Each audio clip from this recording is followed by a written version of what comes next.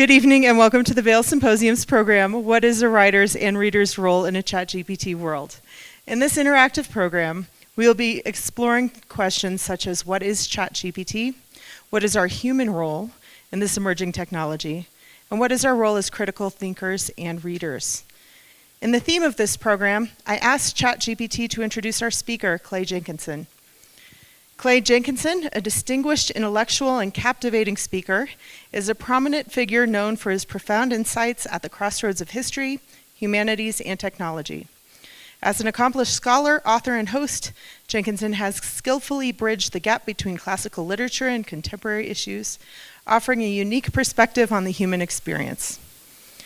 Now adding back in my human narrative, Clay is the moderator of our Conversations on Controversial Issues series here at the Symposium, is the director of the Dakota Institute, is well known for the Thomas Jefferson Hour, and has been awarded the Charles Frankel Prize in Humanities. He is embarking on his Listening to America tour as well. Later on the program, Clay will call upon tonight's ChatGPT expert, Vail Valley local Kyle Carew, CEO of Crone.ai, a learning app that helps you write and think like the greatest minds of all time, as well as Vail Daily reporter John LeConte, who has worked in news since 2003, covering more than a dozen local governments in television, print, and multimedia. Please join me in welcoming Clay and our other guests. Thank you.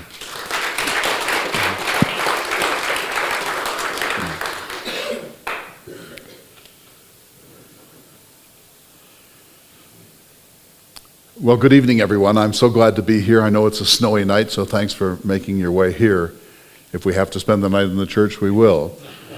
After that, thank you for that introduction, Megan. But after the things that ChatGPT said about me, this totally discredits ChatGPT. That was pretty heroic stuff. Of course, I've been feeding it every day. How many of you have had some experience with ChatGPT? Well, that's good. So you probably already know a fair amount about this. I'm excited, and we have Kyle here and John LeConte. John, reporter at the Vail Daily, has graciously agreed to write a story about my lecture in real time. I haven't written it. He doesn't know what I'm going to say. I don't know what I'm going to say. He's going to write the account, and then Kyle is going to use his notes that he'll be typing to have ChatGPT write the same account or an account of tonight. And so this gives us a chance in real time to watch others. So if they're typing and so on, it's not that they're distracted, they're actually doing their work for us. So exciting. It's really an interesting thing that we're attempting to do here. Let me just say from the start, I'm a humanities scholar. That means I don't know much about science. In my first year of college, I took physics for poets. That sort of tells you where I am. I'm a humanities scholar, so I know how to ask the right questions. I don't presume to have the right answers or to know the answers, but I'm going to show you tonight a little bit about how we got here, and I hope to give you a sense of both the exciting possibilities that are coming and some real concerns about what this is going to mean for our culture, and from my own special interest, what it's going to mean for higher education. And in some ways, I'm scared to death for what it's going to mean for higher ed. So let's get started. This is my website, ltamerica.org. I invite you to go there. We have a newsletter that you can sign up for, and this is where I'm preparing for this immense journey starting in May, following John Steinbeck's 1960 trip around the continent, and I can't be more excited about that. I kind of changing the title of the talk just a little bit, AI, ChatGPT, and the future of the humanities in higher ed. This kind of gives you the sense of I love that they use blue, and this kind of sense that we're in for a brave new world. Or this, the evolution of humankind. You see that prostheses, and now this explosion. And I think it's fair to say that this is going to be as significant as the Gutenberg Revolution. The Gutenberg Revolution, when the printing press changed everything in the 15th century. If there had been no printing press, there wouldn't have been a Reformation, at least of the sort that we remember historically. The coming of the computing age has begun to change everything. The digitization of culture is a revolutionary phenomenon. And AI has been around for a while, I'll show you that. But really it's in the last 18 months that it jumped until it became kind of a household word, and all of our institutions began to think pretty seriously about it.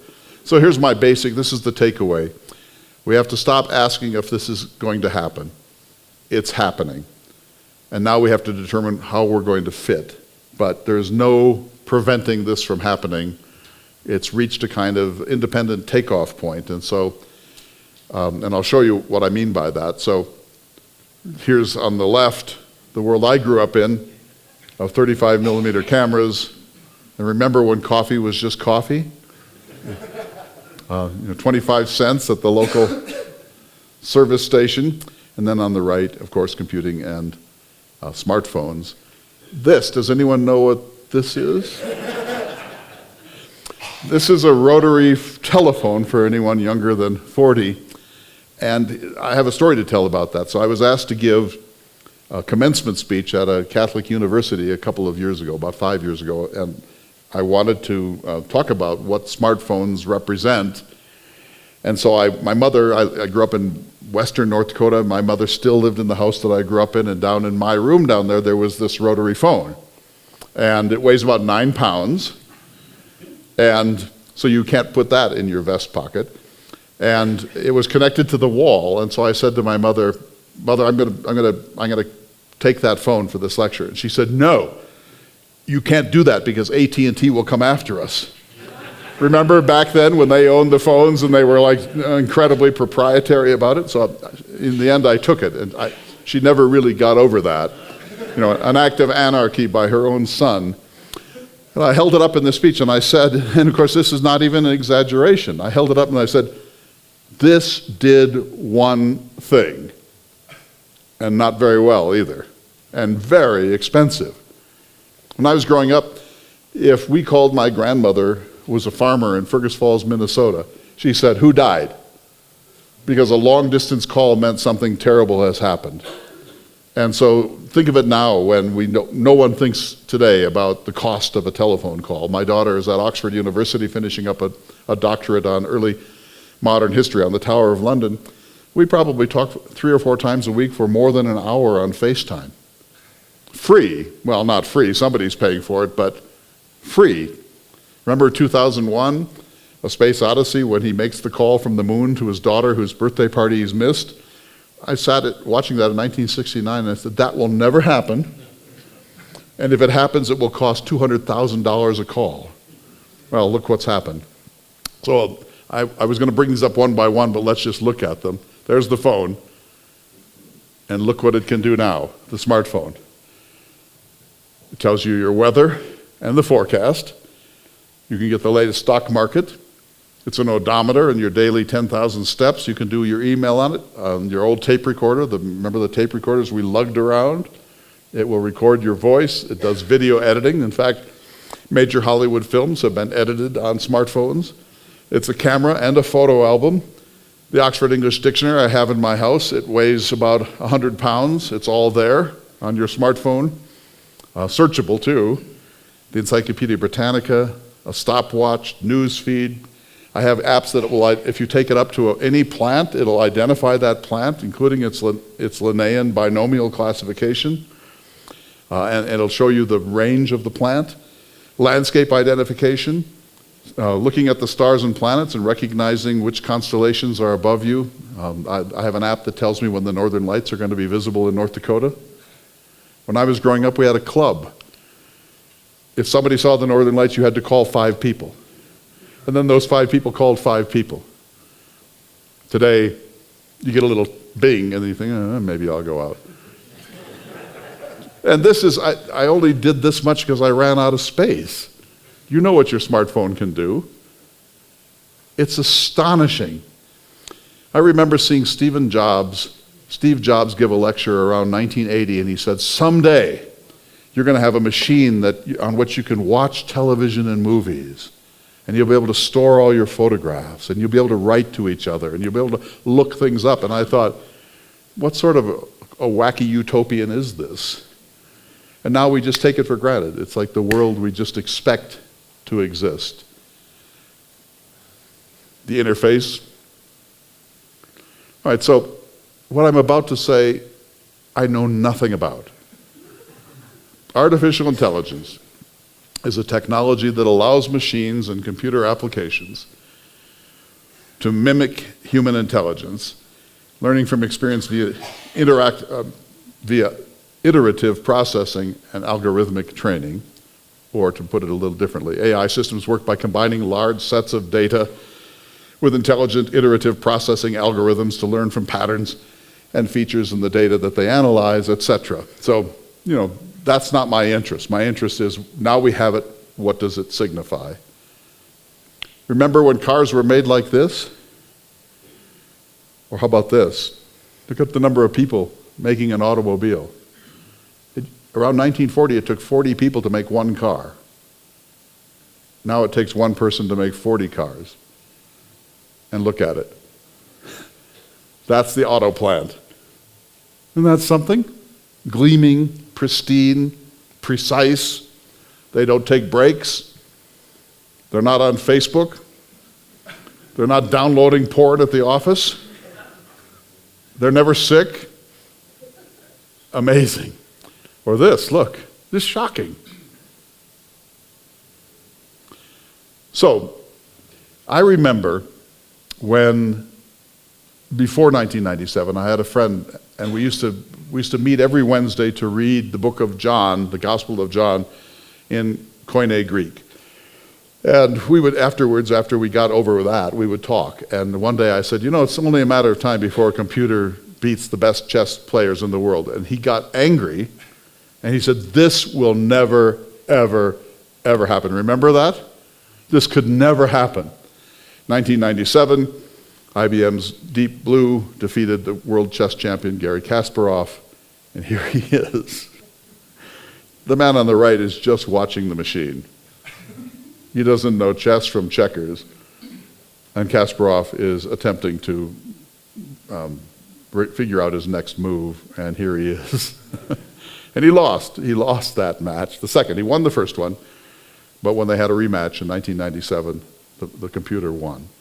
And then remember, February 16, 2007, IBM's Watson won a Jeopardy. Now that sounds like a gimmick, doesn't it? But Jeopardy is harder than chess, because chess has 1 gazillion possible moves, and the computer can work very fast at these. But in Jeopardy, you have puns, and you have questions, and you have pop culture and high culture. It's much, much, much more complicated than chess as an AI project, and it won. There it is. Who is Bram Stoker, 17,973, it won by a mile. These are just public instances of the coming triumph of AI. And here's the host, or the winner, the former winner. So how did this all begin? The term artificial intelligence was coined in 1956 by Professor John McCarthy at the Dartmouth Conference, and that was the first time the words artificial intelligence were ever paired. He looks like a really interesting guy. And look at that computer. It probably didn't do much.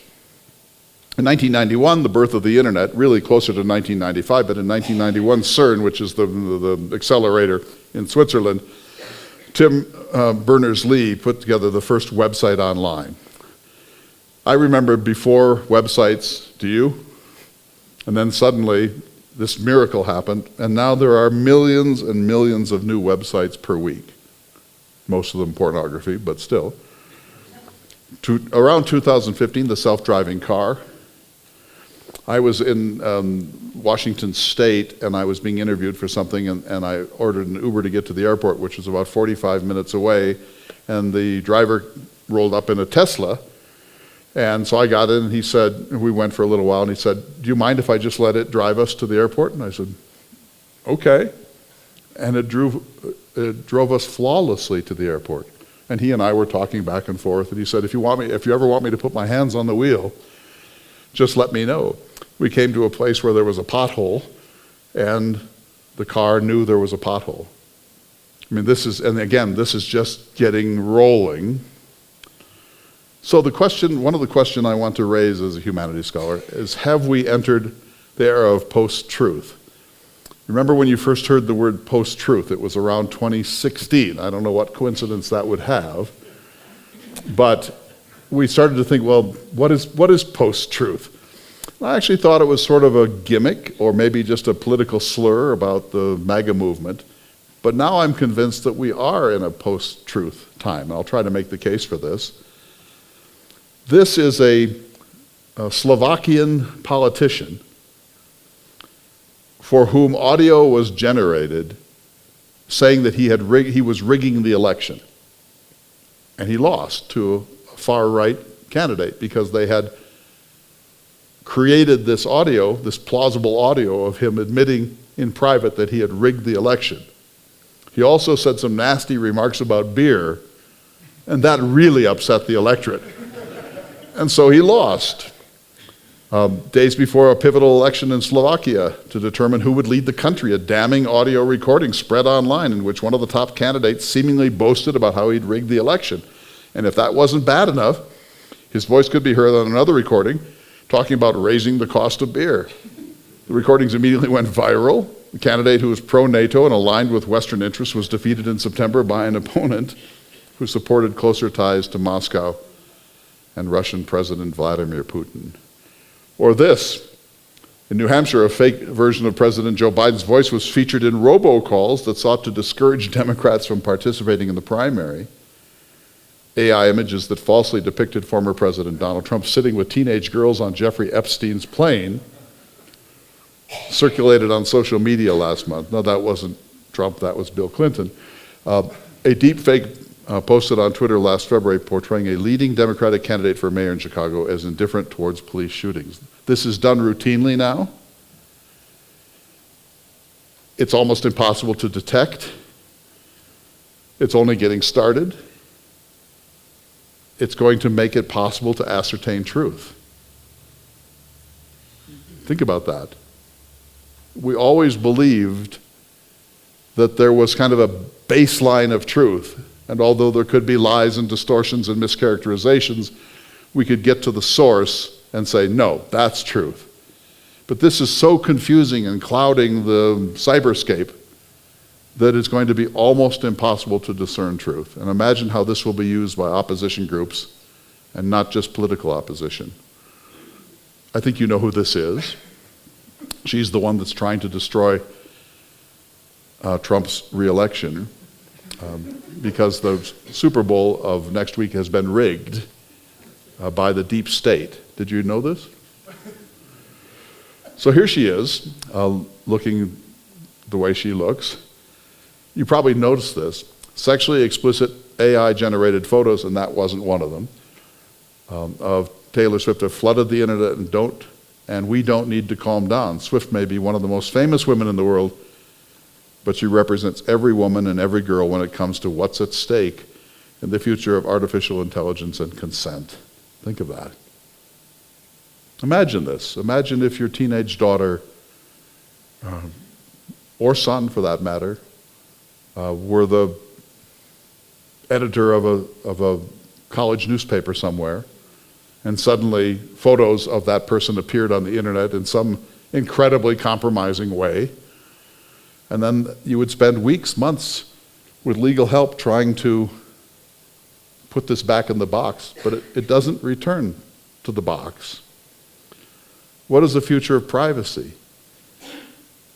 I think we know that our privacy has been heavily eroded, and here's the most interesting part of that for me, not by government, although there's some of that. It's largely by corporations. You know, your credit card information is on file at Target or a bank like Wells Fargo. Suddenly that information is hacked and leaked, and some extremely important information, including your private medical records, are suddenly made available to others. I don't know how many of you saw Indiana Jones and the Dial of Destiny, but they used AI for a full 15 minutes to generate plausible young Harrison Ford activity. The strike that recently ended in Hollywood was in part about this. And you'll see later, I think, when we talk about this, but once you have someone's voice or someone's basic images, you can create using AI not just plausible audio and video, but audio and video that can't be discerned. And again, we're just at the beginning of all of this.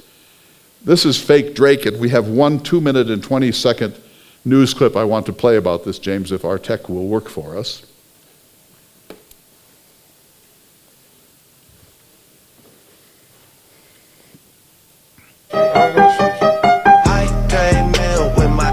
At first, it's quite convincing. Creator Ghostwriter977 claims the song is AI generated. Artificial or not, it quickly generated real numbers, over 600,000 streams on Spotify, before Drake's label had it pulled. There was just something about it. But it was good enough to fool this music journalist. Give me your thoughts when you first heard this, Shop. I think this was one of the first times where I truly felt that I was losing my grasp on reality, because it really sounds very legit. We are vastly approaching to this uncanny valley where we're not going to be able to know what's a deep fake and what's real. This isn't the first time it's happened to Drake. Recently, an AI cover of the song Munch prompted Drake to say on Instagram, "This is the final straw, AI." So excited, The power of AI has created everything from Rihanna singing Beyoncé's Cup It And say no to the beans. to this artist who had Drake rapping about beans. I don't want no kidney beans, no black beans, no pinto. I want my chili full of labor. It's definitely scary. You spend as much time as possible to perfect your craft, and to know that technology has reached a place where it can literally replace you. Renee Smith is currently touring across Canada, and she's worried about control. If your voice is on something you didn't write and you're not endorsing that message, then that can be a very scary thing in itself. People say it's getting too far, and, it complicates our work. We played the song for these entertainment lawyers who say artists have some options. Use of likeness, and even the use of somebody's voice that's really indicative of who that particular personality is. Those are things that are protected. And maybe even an upside. There might be artists out there that want to license their voice to other creatives, and you can get collaborations that way that would never have been thought of. As the emerging power of AI disrupts another industry.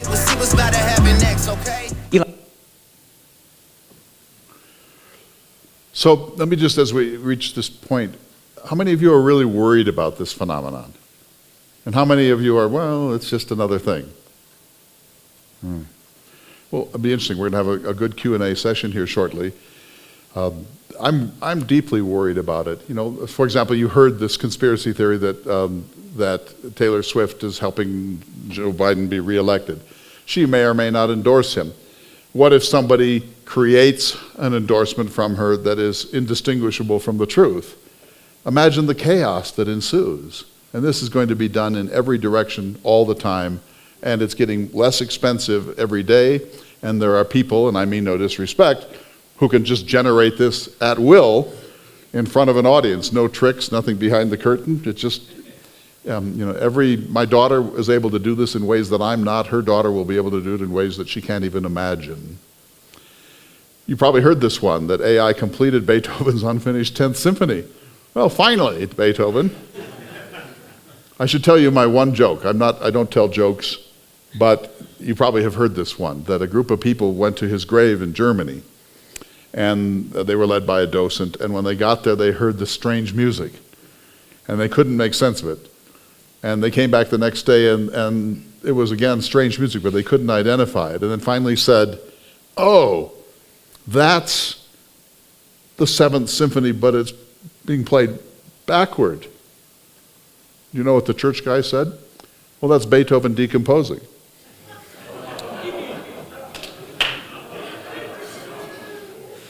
I offered to sell my voice to the Vail Symposium for a Ford F-150, and they declined. So they're not ready yet. And what's the future of intellectual property? So if songs are being created by major artists, but they had nothing to do with them, and one of those songs had 600,000 hits in the first week. The actual creative artist wasn't involved at any level. The lawyers say they can handle this, they can't. The future of copyright is essentially dead, I think, which is very alarming because copyright is really important to give incentive to artists and writers to do their work. And I did this yesterday. I asked ChatGPT to write a 5,000-word short story in the manner of John Steinbeck. It did it in about 3 minutes. It wasn't bad. Steinbeck would hate it.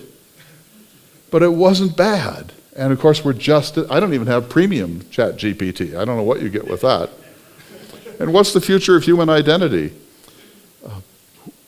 Facial recognition, manipulation of facial recognition, stealing of people's private information, dissemination of that information, the creation of ghost human beings who have no actual human identity, but have been created as a pastiche of different elements. Buckle up, I think. Again, the notion of the outsourcing of the human brain.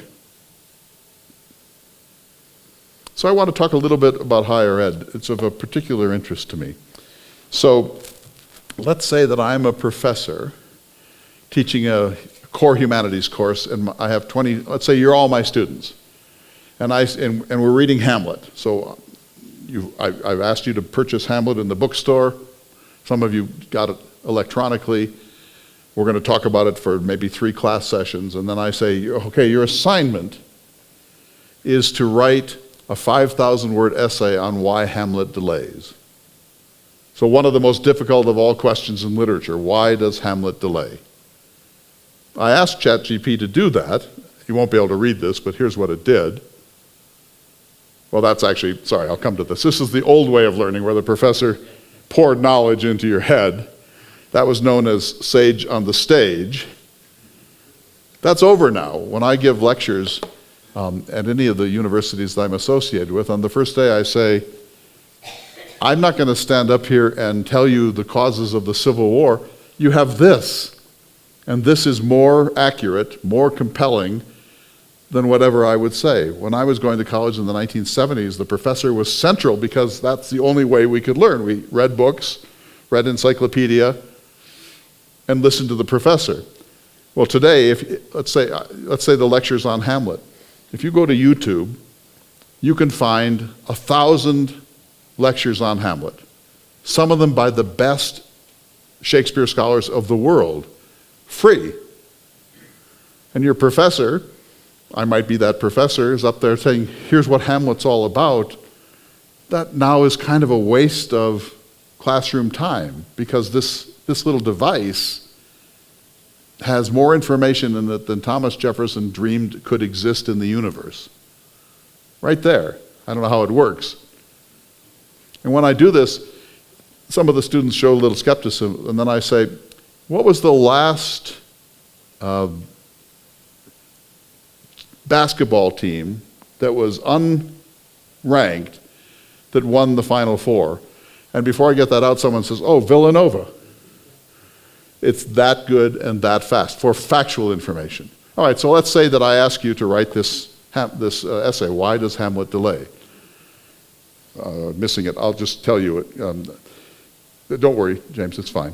So why does Hamlet delay? So I asked ChatGPT to do it, and it produced a really remarkable essay.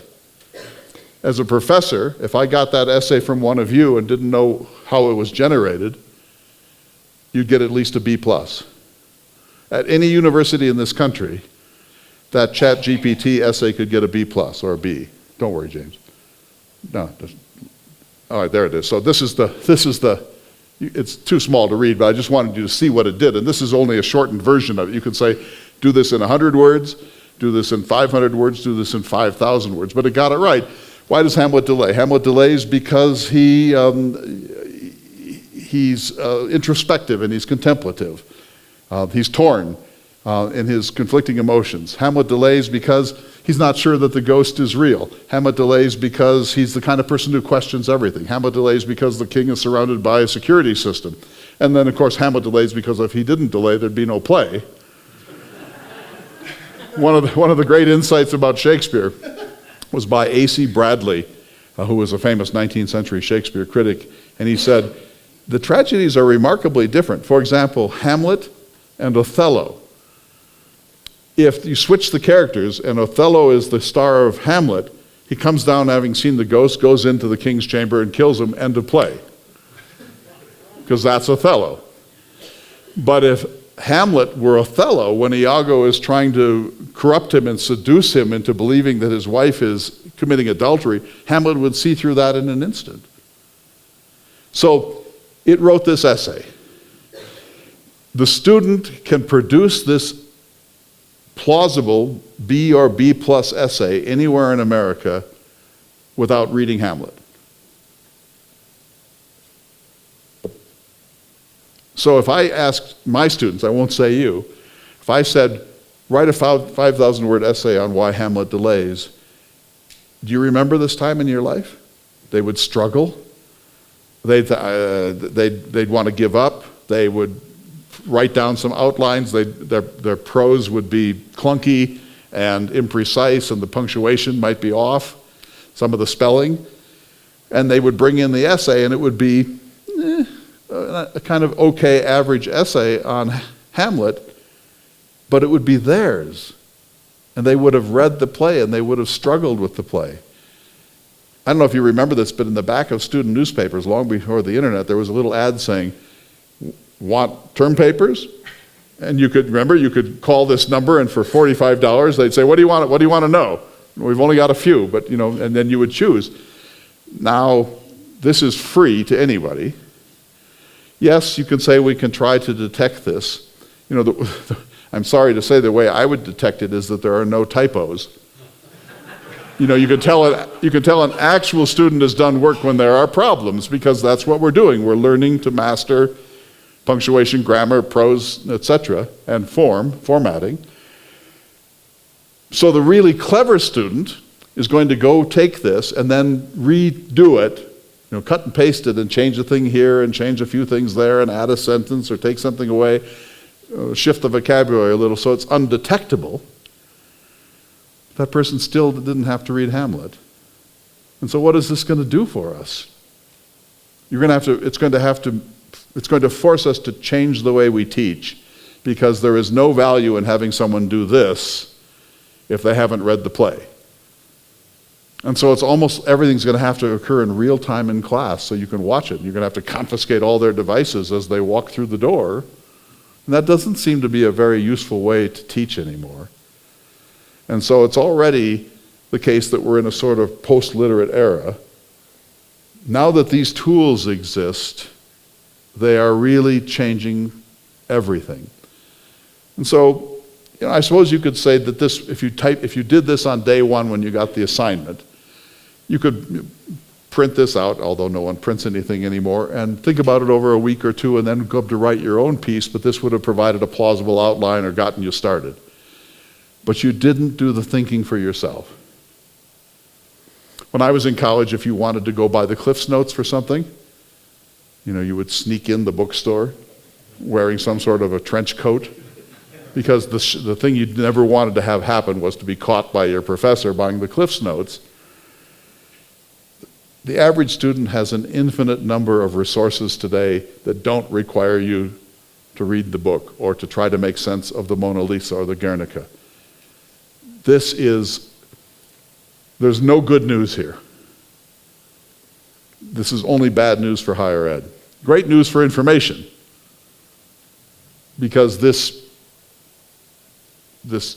AI algorithm has aggregated thousands and thousands and tens of thousands, even millions of pages on Hamlet, and then brought together this summary.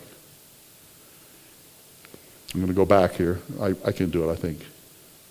Or can I? Yeah, so that's why does Hamlet delay. So let's leave it there.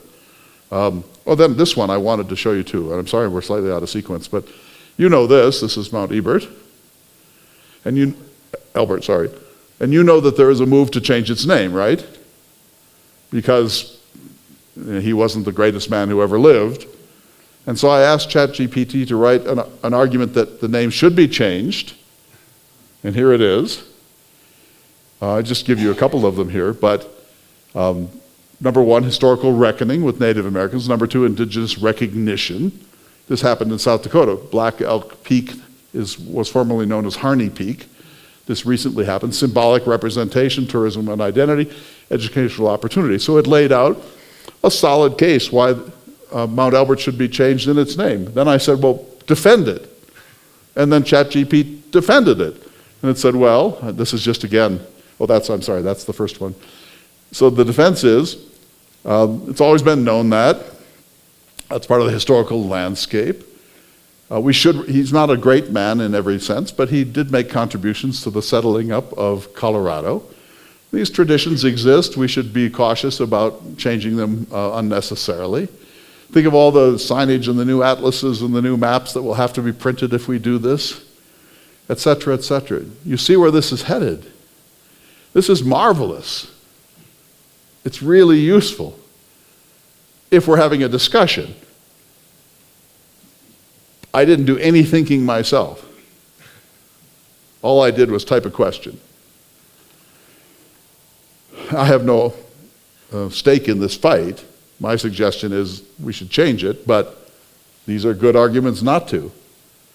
All right, so why does Hamlet delay? That's Lord Olivier, by the way. I hope they never clone him. These are the arguments and so on. So just giving you a little summary of them. Or this, so I'm a Jefferson scholar, as I think some of you know, and so I asked ChatGPT to write an essay condemning Jefferson over his ownership of slaves. And it did, and it was excellent. It was excellent. If I had made an independent thing and before that written down my own set of outlines, my arguments, it was almost identical, that it was a very thorough, fair, and competent exploration of why he should be condemned. And then I turned around and said, defend Jefferson on race and slavery, and it wrote a plausible and interesting defense. So I love this tool. I'm not sure we can contain it, and there is plenty of opportunity for it to really do damage to our civilization. But it is an amazing tool, and we'll show you here shortly, live on the stage. So here's Jefferson's statue coming down at a school in Portland. I guess they weren't convinced. And here, alas, on Jefferson's own university, UVA, a very irreverent moment, let's call that. Here's Jefferson's statue coming down the City Hall in New York City. Not a great time for Jefferson. Maybe he deserves it. He deserves some of it, surely. But you know, there's even talk of tearing down the Jefferson Memorial in Washington, D.C. There's the defense of Jefferson. He was stuck. It was a way of life that he was born into. It's easier to get into the world of slavery than to extricate yourself from it. He had deep concerns about where former slaves would go, where freed people would go. It was an economic sacrifice, whether he admitted it or not. The economy of the South was dependent upon it. It was legally protected under the Constitution of the United States, and so on.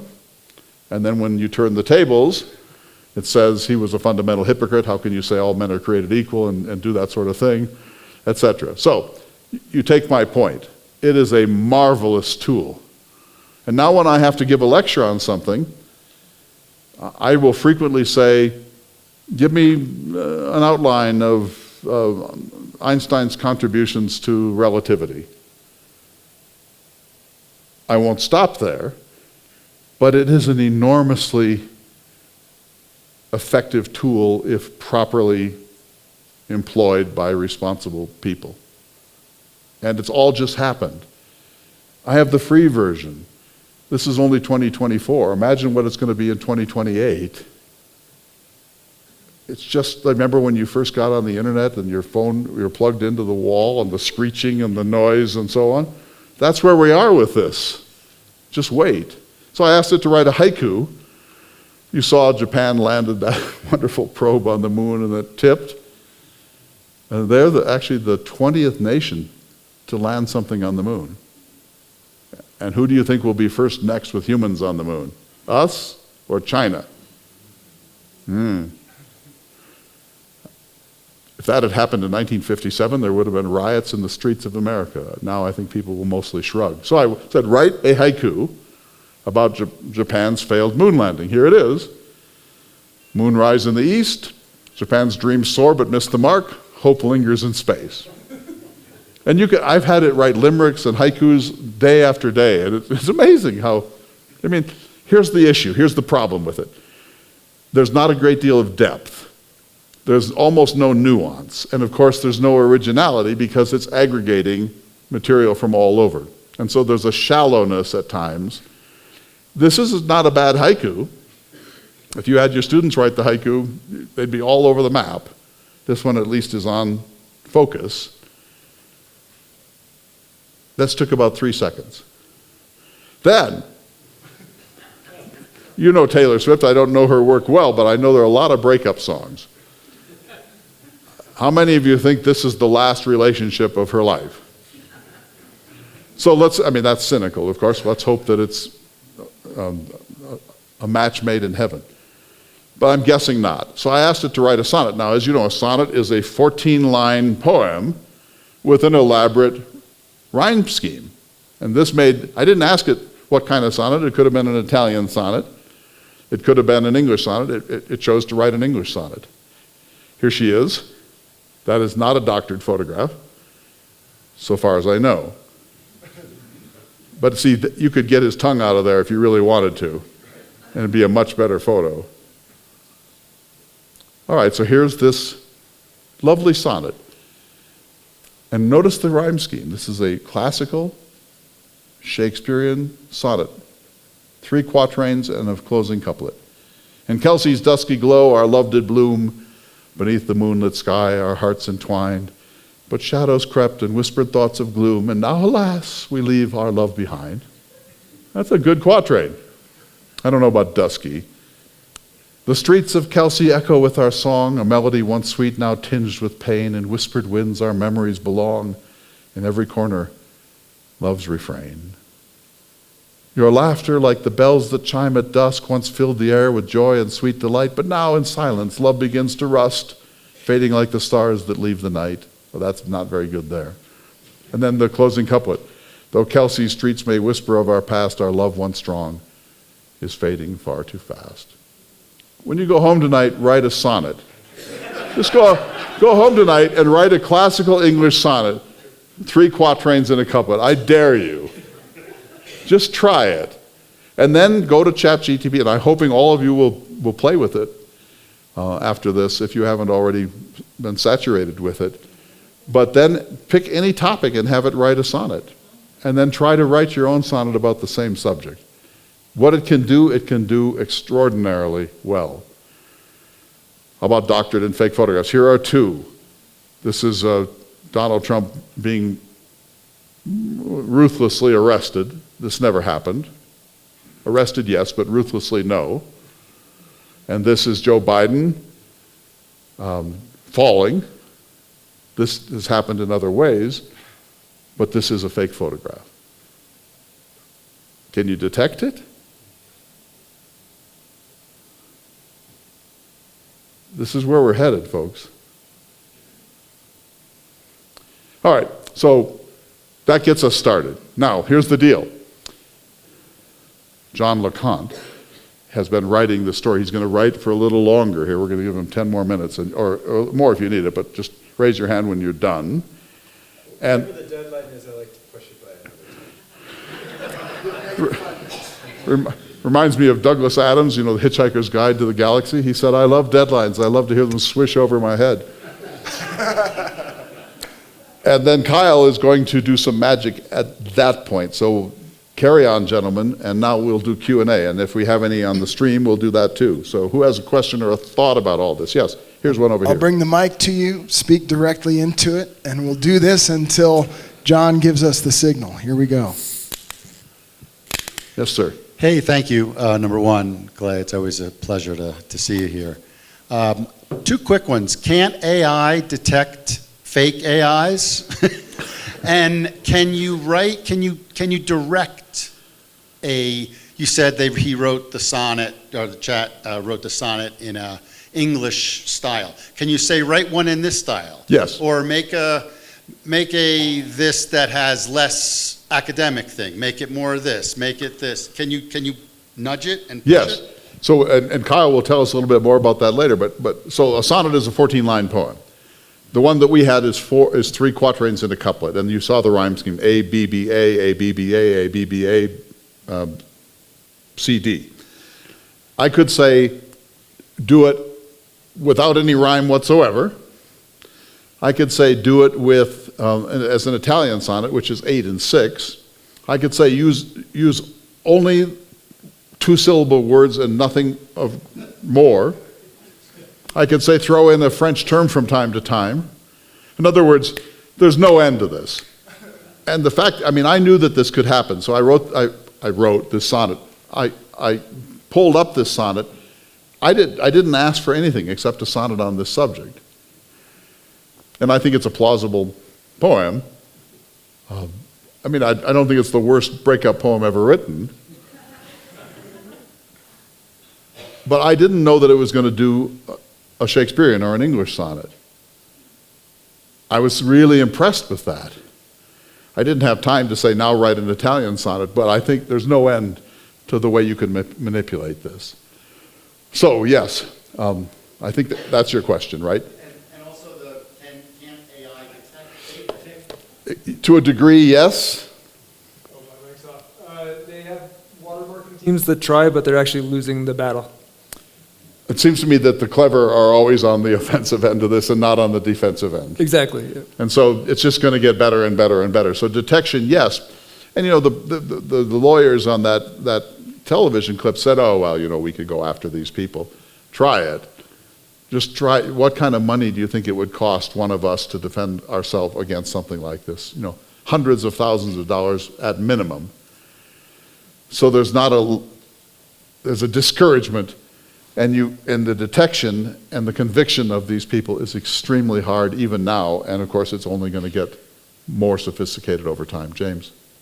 I actually want to go back to when you were talking about the post-truth society that we're in. Yes. I have a very good friend who's a writing instructor, and she's dealing with these issues right now. And the sources that a lot of students are using, and then her questioning the sources and saying that they can't use the sources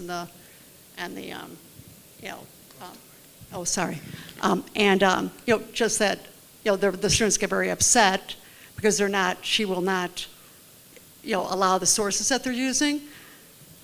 Anyway, I just want to know if you comment on that. And then, again, like we can't even debate, if we can't agree on that we're getting our facts from the same source, and I don't know, is AI a good source for facts? Is that, it's like, so how can we even debate each other anymore? AI is not a source yet, but remember when Wikipedia was universally degraded as, no, don't do that. Wikipedia has 4 million articles in English alone. The best edition ever of the Encyclopedia Britannica had 44,000 entries. 44,000, 4 million, self-correcting, growing exponentially, that's English alone. So I don't think that AI is going to be the source in any time soon. I don't know what teachers should do. So our guest Emily Knox from last night is a professor, and we had a little conversation about this at dinner. And she said now when she assigns students to write essays at home, whatever the topic, she insists that they personalize it about their own life in some important way so that she can see that they actually did some application of the knowledge to their own life. And then she knows that has to be true because at least that wasn't something that ChatGPT yet can discern. And so and I didn't like that answer very much because I thought, well, it's not always about you, is it? It's about Hamlet, it's about Dante, it's about something else. So that's one way. The other way that professors are doing now is having almost all the evaluation happen live in class. So you're watching people with a pen. How long that won't be countered by an ingenious technology, I don't know. But this is really making university teaching hard. And so, some of us think, well, knowledge is knowledge. If you can get it from ChatGPT, why not? But knowledge is not insight. Knowledge is not an understanding of the human condition. Knowledge is not wrestling with the idea of jealousy and adultery and doubt and loss of confidence, quarrels between brothers. In a world increasingly driven.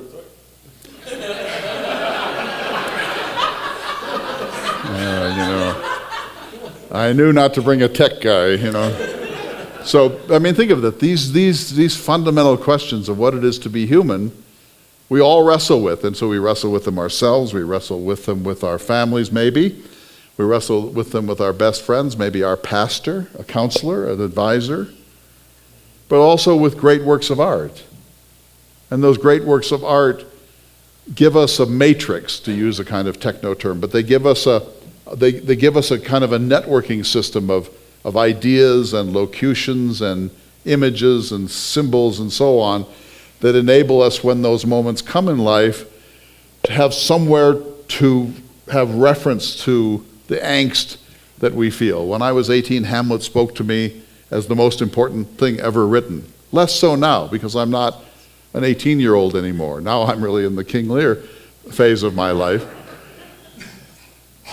We need the humanities. We need people to wrestle with great books, great art, great ideas, and you can't do it this way. Now, I know we have more questions, but let me make one more comment about this. I've been teaching Ulysses lately. Joyce's Ulysses. How many of you have read Joyce's Ulysses? You are heroes. I'll just say this, it is not for the faint of heart. It is one of the most difficult novels in the English language. The only one more difficult is his next book, Finnegan's Wake, which nobody can read. When I'm teaching a little group of people, we're reading Ulysses together. And so I tell them, so go to ChatGPT or go to Smart Notes or Wikipedia or whatever, and before you read the Nausicaa episode, or the Lystragonians episode, or the Lotus Eaters episode, go ahead and look at the summary of it. Because the summary will at least give you somewhere so you're not drowning the whole time you're in that chapter. So there's a real advantage of it, and it's instantaneous. There's no book that you couldn't ask for a summary of, chapter by chapter, or all the similes in it, or all the symbolism in it, or every time the word verisimilitude is used in the text. So these are great tools as long as they don't substitute for the most important thing. We have a question here. We're going to our live online audience. Okay. Is ChatGPT considered a person like companies under Citizens United? How will we maintain copyrights?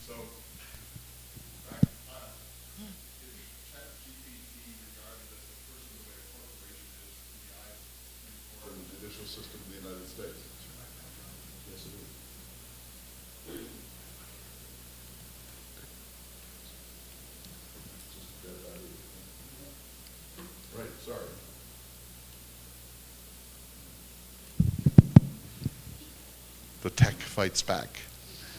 So I think this is more like a legal question, but in terms of just following the feed of AI discussion, it seems as if there's just so many unknown boundaries, and it's really up to the lawyers to duke it out. I think the fact that what Clay said earlier is it's just inevitable. So I think when you have something you can't plug up, it's going to be a losing battle for people to protect IP, and that's where we are. So far, it doesn't have that legal protection, but stay tuned. I think it's undecided, but it's just such a flood of stuff that you just can't stop it. As long as we're here, let me ask you, because we'll be coming back to you. Yeah. Do you think that my concern is exaggerated or out of line? With the humanities and higher ed? Well, with the whole problem, the downside of this. Yeah, no, I think it's very much in line, and writing and reflection is a way for people to figure out who they are and what they think. So that's really important, and this is kind of terrifying in the way that you would delegate your thinking to something else. But on the flip side, AI can also generate rewards and rich experiences where people might be incented to write more or read more. But what about the sense of privacy and identity theft and so on? Okay, so we were meeting earlier today, and there was like a lot of like vibes, and like we could all kind of get a sense of each other very quickly. I don't think AI has that. It's trained to be like an adult. It can do stylistic things like Shakespeare, but it doesn't have like the intelligence of your house cat. It doesn't have the intelligence of a toddler. It's skipped that step. And so I think when we get into the field of identity theft and everything else, I think humans will still in aggregate outpace it and be able to like sniff out what is real and fake for a while. At least as a collective, like online we'll be able to be like, no, that picture of Big Ben on fire is fake. So. I have the deepest respect for you, but I say, man, are you naive? Yeah. If you think we're going to be able to keep on top of this thing. Yeah, it's funny. I mean, the majority of AI researchers in the field are very skeptical about how fast this will advance. Like, you're seeing a lot of the magic, but it still lacks underlying truth. Yes, we have a couple more questions. Hi, yes, thank you. Thank you. So I have kind of two thoughts. One, I'm a librarian by trade, and I got my master's in library science in 2016. And at that time, it was very important for us to practice media literacy, something that many students don't have. I think that AI and everything that you showed with deep fakes and et cetera really highlight that need for media literacy. I think that we were sitting here when you were like, can you spot the difference? We were like, yeah, that arm is weird, that finger's weird, Joe Biden's orange. Like, we could tell, like we can pick it out. But who's the orange one is the question, really. Yeah, it was Joe Biden who was orange. That was weird. Anyway, I think we're able to like, as humans, we have this ability to just find the way around, I think, a lot of things. And so I think what's really magical about AI is that there is all of this influx of danger, but we are now then tasked with teaching our children and teaching each other media literacy. So everything we see, whereas in 2016, many of the websites and things that like my father was looking at, I could immediately identify them as false, and like things that were not backed up. He couldn't tell that. Now I think people are looking at everything with skepticism, so they're going to take a little bit more time to just kind of see, The other thing that I want your opinion on as well is I think that AI also kind of levels the playing field. There's a lot of elitism in higher education, and I am as I said, a librarian, but like a Shakespeare scholar, an amateur scholar by passion, right? My best friend she's like, I can't understand it.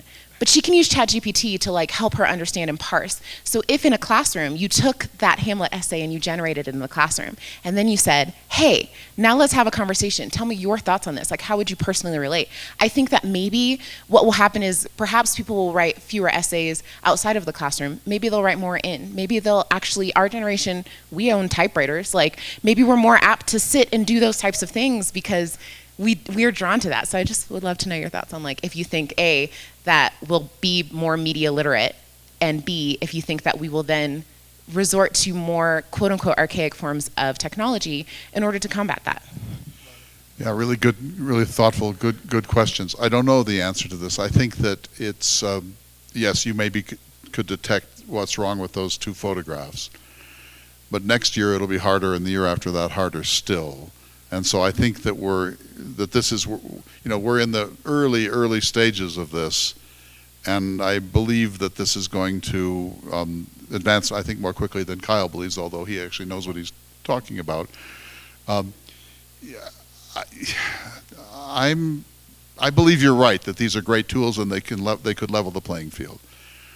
I am not a believer that this is bad for civilization, but I also know that, for example, and I mean no disrespect, this isn't meant to be political, but some tens of millions of people believe that the Democrats were running a sex ring in a pizza shop in Washington, D.C. So I wouldn't overestimate the capacity of people to see through nonsense. I mean, the Democrats are capable of some really bad things. This is not one of them, so far as I know. And so the fact that millions of people buy this is deeply alarming. So we've got to make sure they're up to the business of discernment that you're hoping that will be shown. I think you're traveling in pretty thoughtful circles. Let's put it that way. Back here.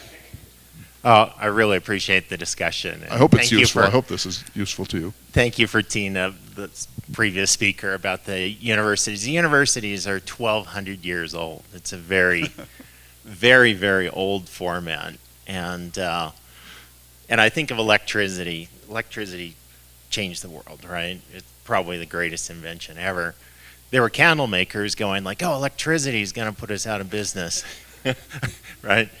And you still sell $1 billion of candles in the U.S. every year. So, you know, what's your defense for universities not changing? I mean, if you have 5,000 people teaching Hamlet, can't they get together and create a better way to teach?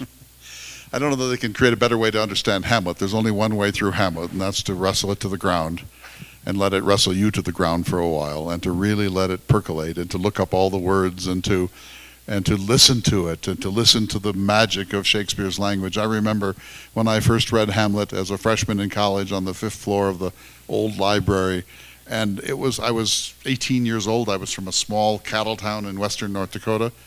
This will sound derisive. I don't mean it to be. This is the first time I heard what the English language can do. Think of that. This is the first time in my life that I heard what the English language can do. And it blew the doors off of my life. There's only one way through Hamlet, and that is to get into the mud with it. Yes, there are many, many, many wonderful devices. I teach courses on this, that it's easier to understand Shakespeare today than ever before because of all of this. And I take your point that every new technology has a kind of an alarming feel to it, and then we assimilate it. I'm not one of those who thinks this is a Will Smith situation where the robots are going to kill us off. That's not my point. My point is that humans are capable, I guess I'd say I'm an Augustinian, that humans are capable of good and ill, and that the human condition will be greatly multiplied by these tools on both sides. And so every tool that we have winds up being used for the benefit of humankind and for the degradation and power of the powerful. And I think that this technology, if I were Mussolini, I would have this technology in spades, because I know that we could use it with enormous effectiveness, and before the response could even get suited up. Are you ready? Okay, now the moment of truth. We can take some more questions too, but here we go. So, John LeConte, you have been listening to all of this. You wrote an account of it. And is this it? No. No? Yeah. Well, yeah, I'll quibble with some of this, but go ahead. So, should I read it or you read it? You should read it, I think. I blush. Or I could read it if you want. I think you should, all because right. it's your word. Okay, all right.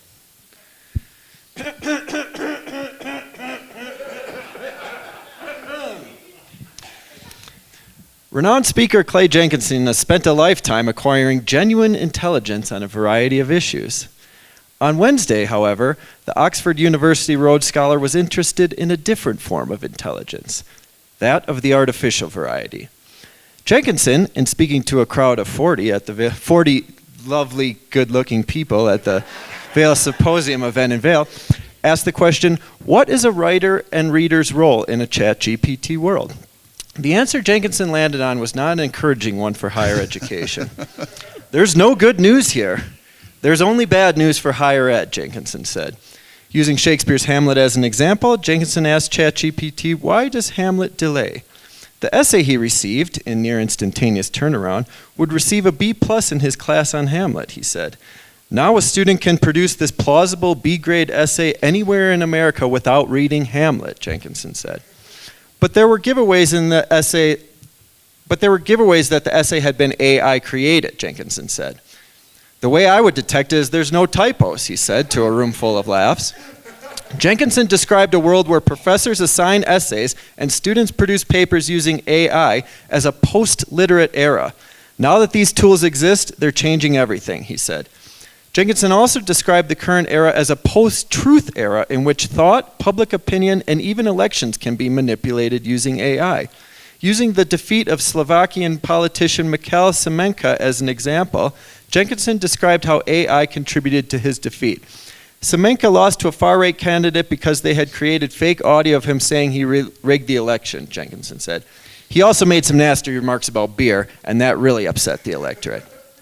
Jenkinson's style as a speaker is witty and humorous, playing off audience reactions and crafting his words. He's known to portray a variety of characters from history in his lectures, bringing to life characters like Thomas Jefferson and Theodore Roosevelt. At a Vail Symposium event in August, he portrayed Robert Oppenheimer, complete with pipe and fedora. But could Jenkinson himself and speakers like him one day lose their live engagements to holograms who look and sound like him? It's a suggestion he appears to both fear and embrace. I offered to sell my voice to the Vail Symposium for a Ford F-150 and they declined, he said. This is...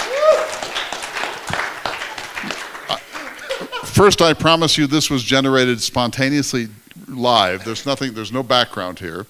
Second, this is Pulitzer Prize-winning journalism. But I have just a couple of things, and one is an AI point. But first of all, you said 40 people, right?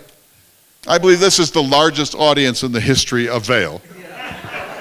And there are alternative facts, my friend. Yeah. No, I counted like as everyone was getting here, so there's probably been a few stray. I wanted to say, 40 people, including 2 children here. Like that's got to be a first. Yeah. There you go. That to you should guys have been in for the article. coming Yes. here. Yeah. Then you did a couple of really interesting things because I did not know the name of the Slovakian politician. You found it, Mikhail Semenka, I think you said. That's you did that, and probably Chat might have been able to find it too. Yeah, I Googled that quickly. You Googled that. Yeah. But you brought that to it. That was not in the lecture. Yeah. So this is a mind improving the thing that happened. I did that as well as put how many people were in the audience on purpose because I figured ChatGPT wouldn't do that. So, it's like you're aware who you're up against here, and you try to, So go back up if you can to the earlier part of this. No, let's see. Awkward. No, a little bit higher.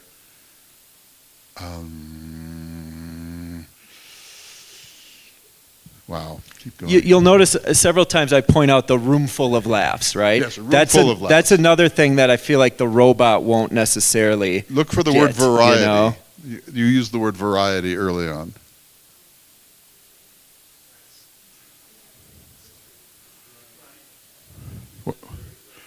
Okay. No, not that one. There's another variety. I'm sorry. There. That of the artificial perhaps variety. I overused that word, actually. Yeah, 3 times. Jeez. Your editors are going to be coming down on you, John. But look at this. On Wednesday, however, the Oxford University Rhodes Scholar was interested in a different form of intelligence, that of the artificial variety. ChatGPT could not do that. That's a clever wordplay that you brought to it, and there's a prosaic quality so far to ChatGPT. So you did what's called figurative language. So it's a different form of intelligence. That of the artificial variety, that's a pun on artificial going several ways. That's clever writing, and I don't think ChatGPT is up to that yet. So fascinating. All right, so now, and let me ask you first before we move on. You've been at the Vail Daily for a while. Since 2011. Right, so. And I've been a reporter since 2003. So a long, long time. Is ChatGPT or any of its rivals, are they making their way into the newsroom? Yeah, I think so. I mean, I know we have sort of some, aspirations of perhaps using AI tools to expand our coverage. And at this point, I think it's kind of limited to the content that isn't, so hard-hitting. We use the term listicles a lot. And what's a listicle? It's like, here's 5 of the best hamburgers in Vail. Here's 3 hikes you can go on with kids. Here's, so something with numbers right in the headline. These are kind of known as clickbaity kind of things in the, to use the parlance of our times, it's clickbait, right? And but the AI is really good at finding those listicles. So one thing that we did was we have this contest, the Best of Vail, where everyone out here, probably many of you voted on it, like what's the best hamburger in Vail. And so we can feed all of that Best of Vail into a program, either ChatGPT or one like it, I'm not quite sure. And it's now regularly turning our contest into crappy articles. No prejudice there. All right, But I mean, I think you're not yet at the point where you would send AI to the county commission meeting and have it write it up. Not yet, but I'm looking forward to that. I mean, we don't like we measure how well we're doing in news by what we don't get to. Right. You know what I mean? Like, I mean, there's in this county alone, we have 100 metro districts. They all have public meetings. We have, you could just on like water meetings alone, you could fill a newspaper with what we sometimes aren't able to get to, although I think we're doing better at that in recent years. But yeah, so like I look forward to the day when we can not miss anything.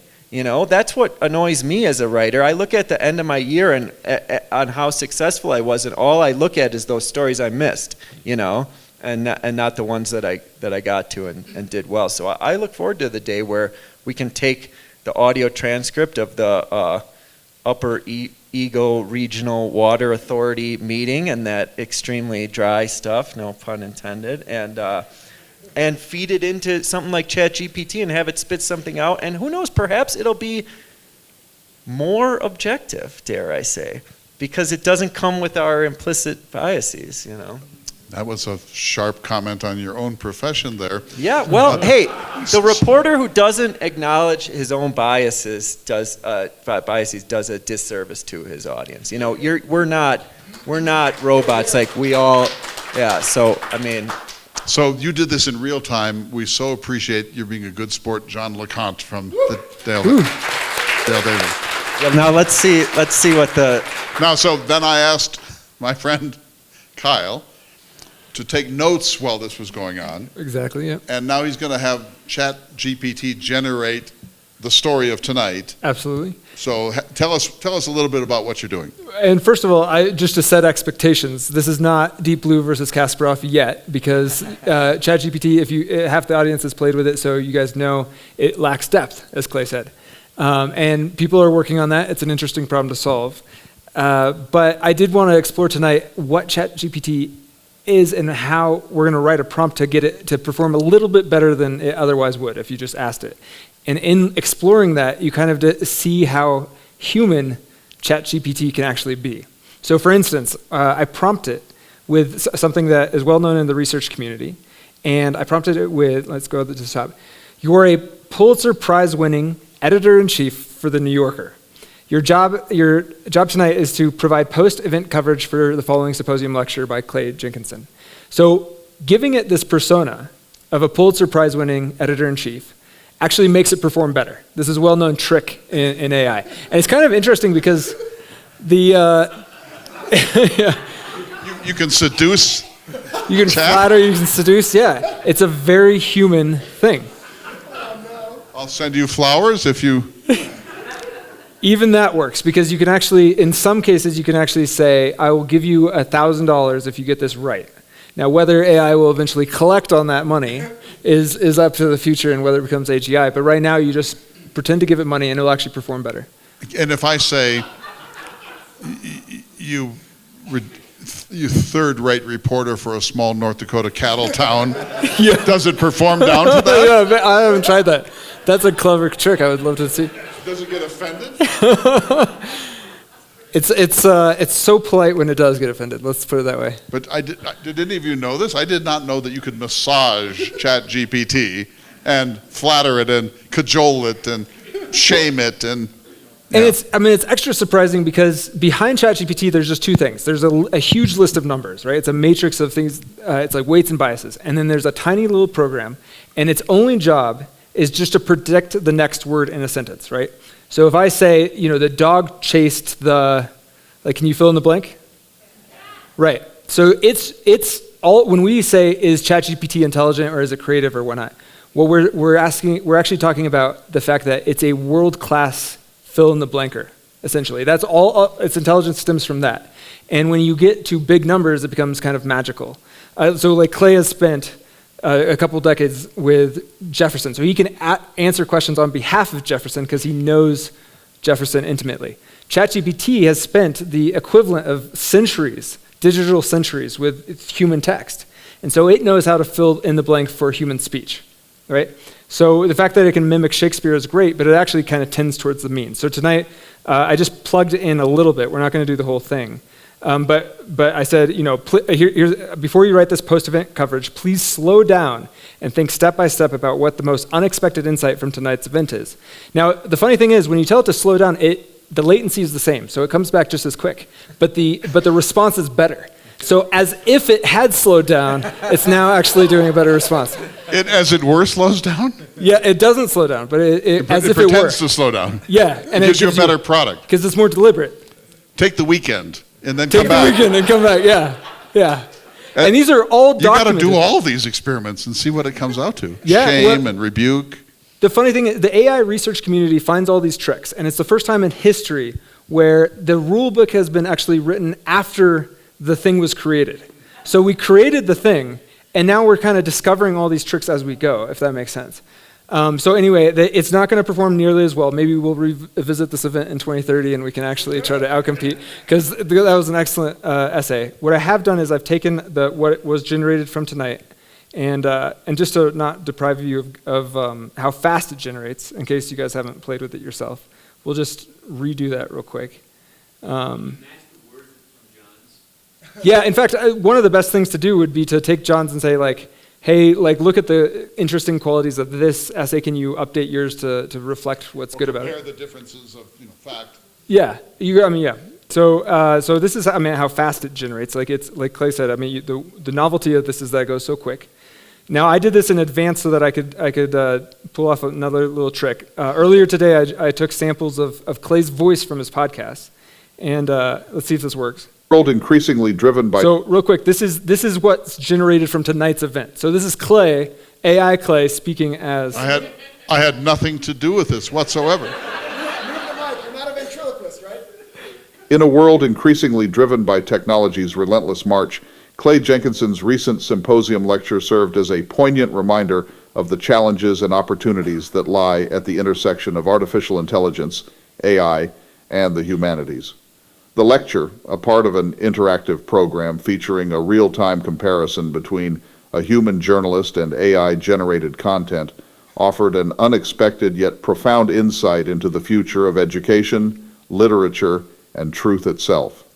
Jenkinson, a renowned humanities scholar, started his lecture with a simple yet evocative symbol of technological evolution. This feels so self-serving, and I had nothing to do with it. I had a different experiment in mind. These guys talked me out of that, and here I am praising myself in my own voice in third person. I think that is the actual definition of narcissism. Wow, and that just happened. You just made that happen. Yeah, that was 3 samples of his voice, each about 7 minutes long, and there you go, Clay. It would become better if we trained it over time. It's like when you get the new computer and it says, look at it this way and again and this way and put your thumb 40 times. In other words, it's aggregating information each time it hears the voice. Yeah, with speech synthesis, that's what it does, yep. Yeah, amazing. All right, there were some more questions. Let's take them. Thank you, by the way, Kyle, for doing that work. Thank you. And John, that was me. Thank you for doing that experiment. I thought that was fantastic. I just wanted to say that my son, who grew up in this valley from preschool on, has just been awarded the Teacher of the Year for the state of California. Wow. Congratulations. Yes, and he graduated from Battle Mountain High School here in the valley.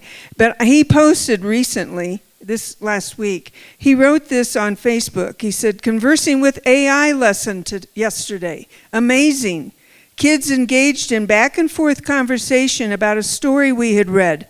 One kid with social anxiety smiled bigger than I've ever seen when the AI told him, quote, you make an exceptionally insightful point. Truly mind-blowing watching them. They have deeper understanding on this story than any class I've ever taught this text to. IA amplifies learning and critical thinking. I wish he was here to discuss it with you. Well, that's a beautiful also, message that he sent. He does not use GPT. He uses Claude.ai. He said it's much more in depth, has more knowledge, works better than he thinks than AI. Or a chap. He said he can spot a kid writing from, turning in something from GPT, but he said it's harder with Claude. It's CLAUDE.ai. All right, so let's just do a little quiz here. You've heard both sides of the story, my more alarmist view of what this means, and then several defenses and this one, a very powerful one by California's award-winning teacher. So how many of you think it's actually going to be more of an educational tool than a problem? Wow. How many of you think it's more of a problem than a tool? About half and half. You do? I'm schizophrenic. Okay, go ahead. Well, on what the question you're talking about right there, and I know nothing about AI, but just a little bit I've read, most of the developers of this and people use this have come out and quite honestly said, we don't know what's happening inside the program. We see what it's doing, but we don't know what's happening. Now, but the larger point I wanted to make was, Clay, you expressed a lot of concerns about the future of humanities, and rightly so. The gentleman back here made a good observation that our university system is about 1,200 years old, and so we might want to rethink some things. Well, it strikes me that in his book, 21 Questions for the 21st Century, Yuval Harari brings up the question, what knowledge is a 20-year-old today going to need 10, 20 years from now?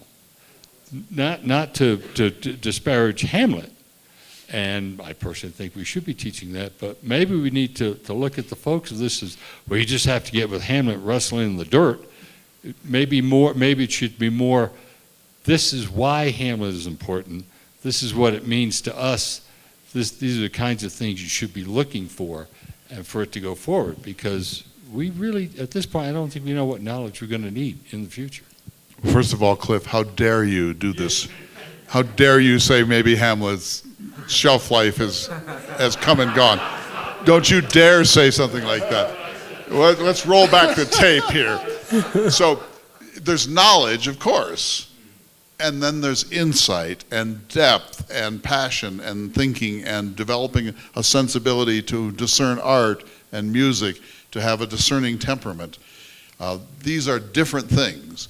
And maybe ChatGPT will do that. It's certainly generating the enthusiasm so far, but the first day I got this, I did nothing else. I just put in question after question.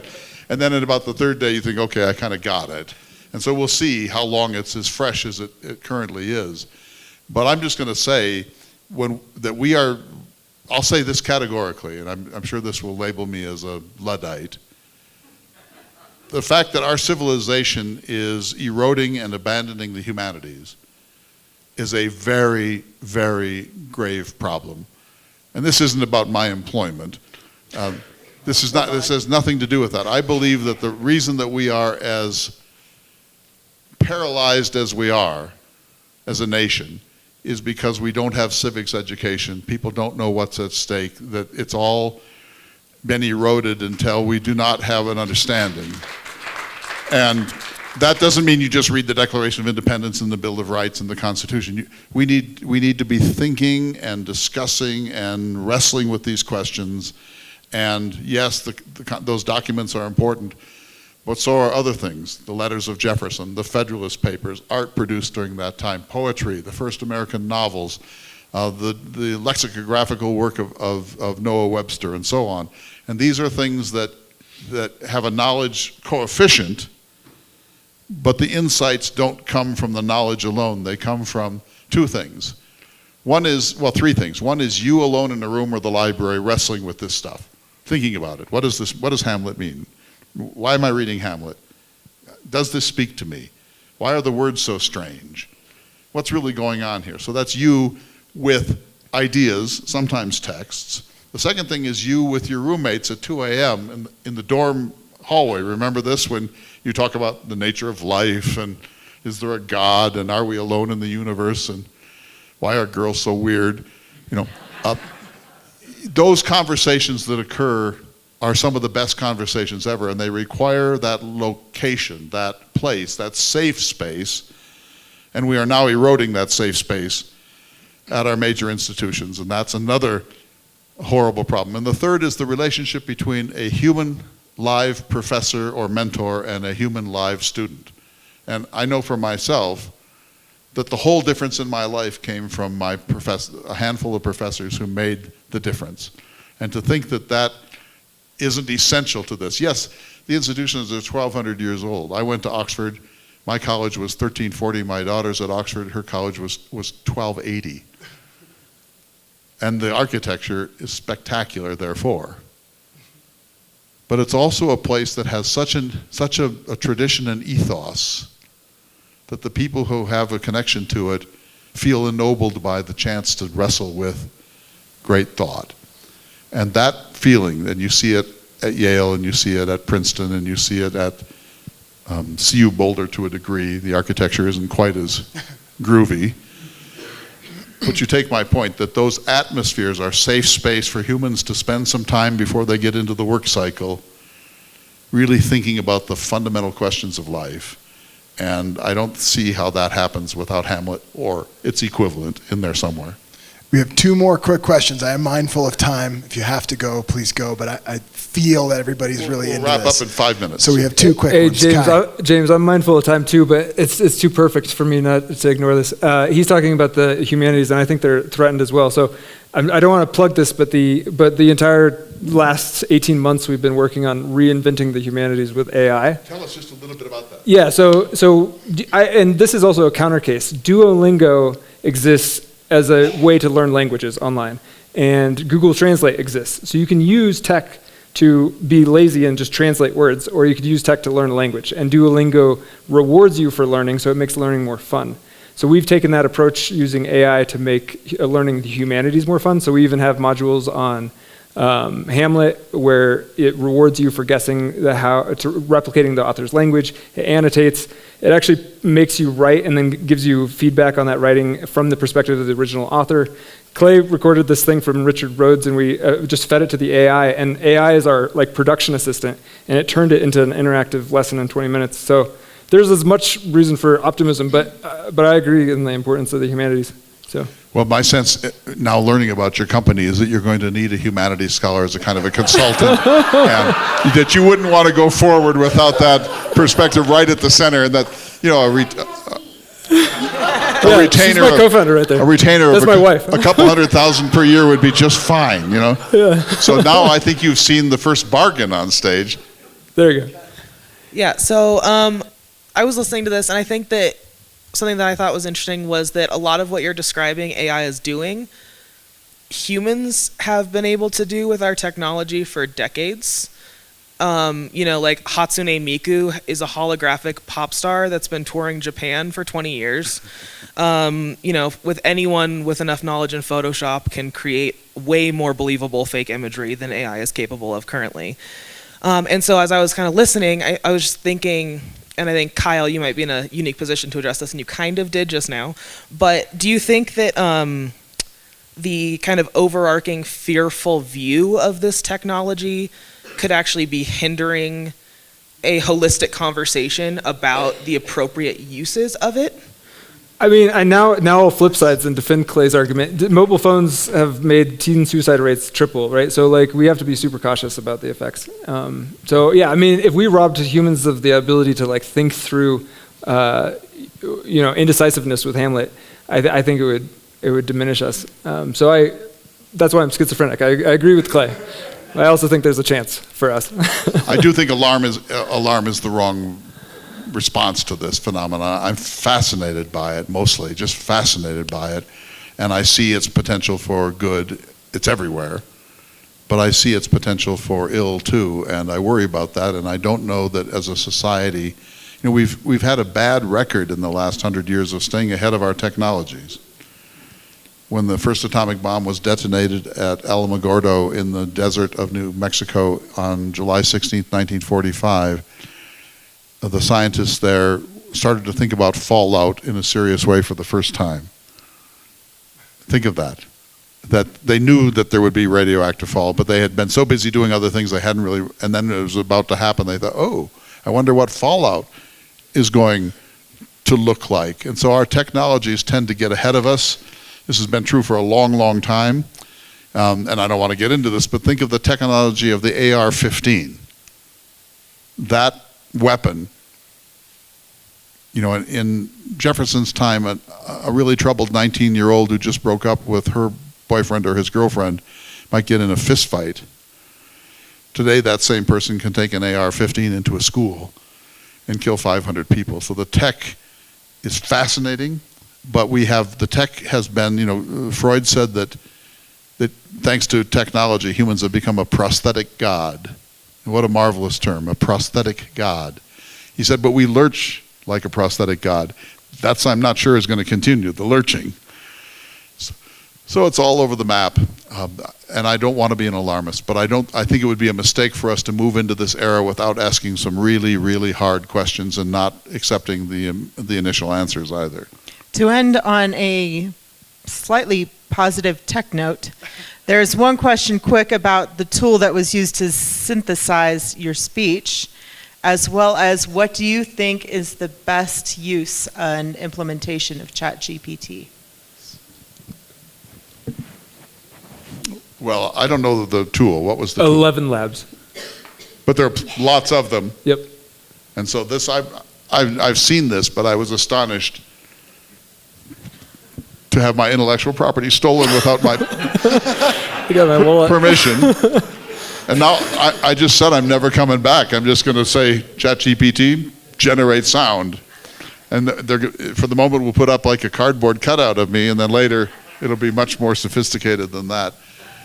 You know, I don't know where all of this is headed. What was the second part of the question? What's the best use of ChatGPT? The best use is, let's say that you are interested tonight in knowing about the most important paleontological discoveries of the 20th and 21st century. If you go home and try to find that, Google will help you, and you might have books in your collection, certainly the library would. If you go to ChatGPT and put that question in, within seconds you're going to get an extremely plausible, even comprehensive list of those things. So it's like Wikipedia on acid. You know, it's going to be an incredible tool for people that want knowledge, to be able to know things and to be able to write things and to be able to say things. It's the best speech preparation tool ever. So, of course, I mean, that part of it is absolutely marvelous. And you know, to go to John's point, I was a newspaper reporter myself, and you know, you go to the county noxious weed conference, and you have to cover it, and it's filled with jargon, and it takes 2 days. But that is information that people need to know. And so two things have happened. A newspaper isn't any longer 24 printed pages. It can be 240 pages. It can go as deep as you want. And that ChatGPT is going to be able to go and get that information. It might not be sophisticated yet, but it's going to say, they spent 2.5 hours talking about leafy spurge, and then they turn to a certain type of clover. So, I mean, it will get the main things right. And the transcriptions will make it, which are now instantaneous and free, will make that even better. So I see that. And then when I heard the account of students in California lighting up with this tool, and I don't distrust your son, but if it's really true that some of the best discussions of ideas that these students have ever had came because of this tool, who's going to want to doubt that? And magnificent. So I'm no expert, but I think there's a lot of positive here. But I wouldn't go to sleep either.